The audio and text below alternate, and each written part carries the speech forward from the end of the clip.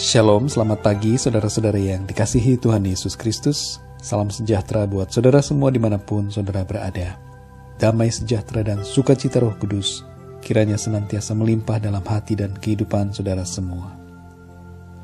Renungan kali ini terambil dari Roma 12 ayat 12. Bersukacitalah dalam pengharapan, sabarlah dalam kesesakan, dan bertekunlah dalam doa. Proses selalu diperlukan untuk mencapai suatu hasil. Tuhan sering memproses manusia untuk menjadikannya sesuai dengan apa yang Ia kehendaki.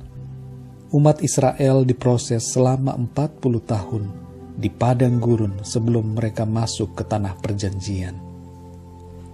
Yusuf diproses selama kurang lebih 13 tahun sebelum ia menjadi wakil Firaun di Mesir.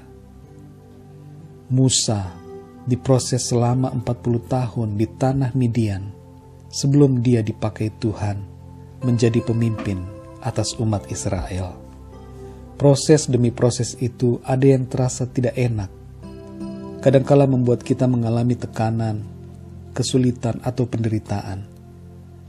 Tapi semua proses itu bertujuan untuk menguji dan sekaligus membentuk kita menjadi pribadi yang berkenan kepada Tuhan.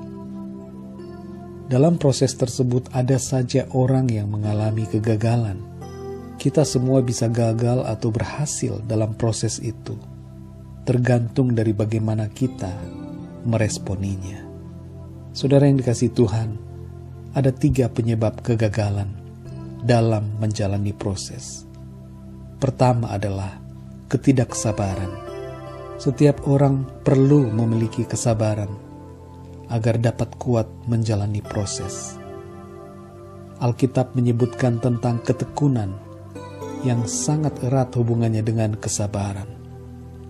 Tekun, sabar menjadi salah satu kunci agar dapat lulus ujian proses dari Tuhan. Roma 12 ayat 12 menyebutkan agar kita sabar dalam kesesakan. 2 Timotius 4 ayat 5 mengatakan agar kita harus sabar dalam penderitaan. Saudara yang dikasihi Tuhan, apapun keadaan saudara yang saudara alami saat ini, bersabarlah.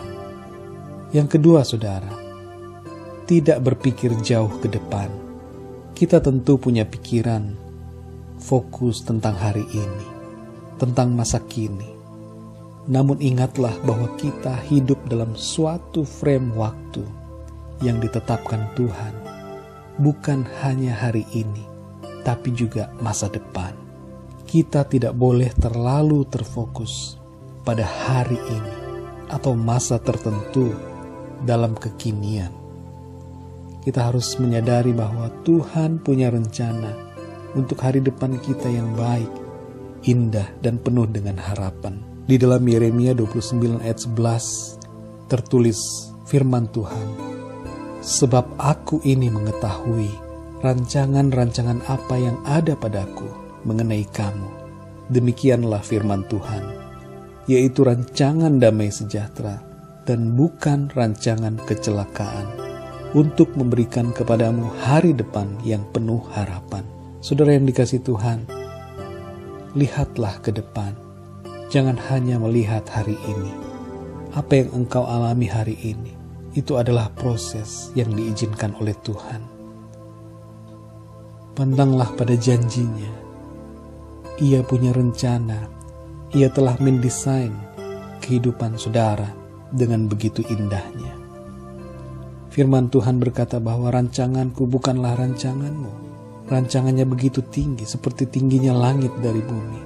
Demikianlah rancangan Tuhan dibandingkan dengan rencana kita.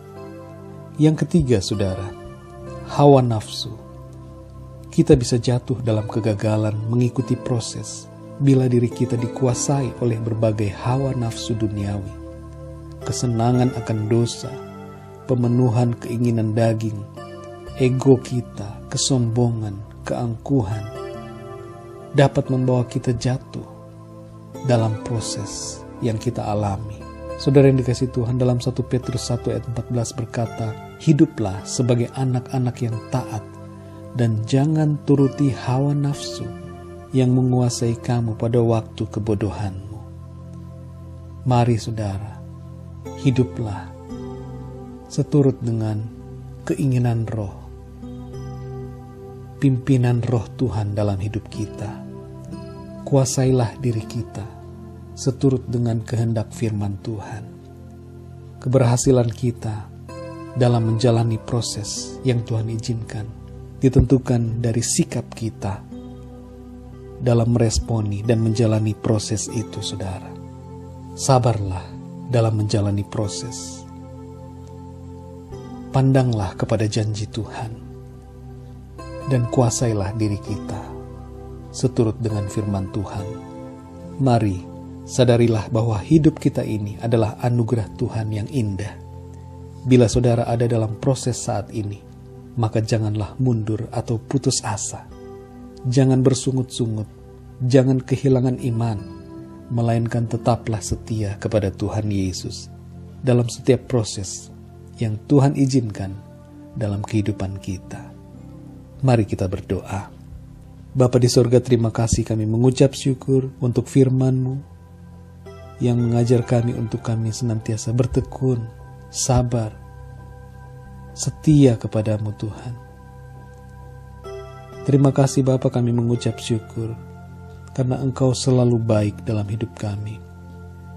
Kami percaya bahwa setiap proses yang kami alami merupakan bagian dari rancangan Tuhan yang indah dalam hidup kami.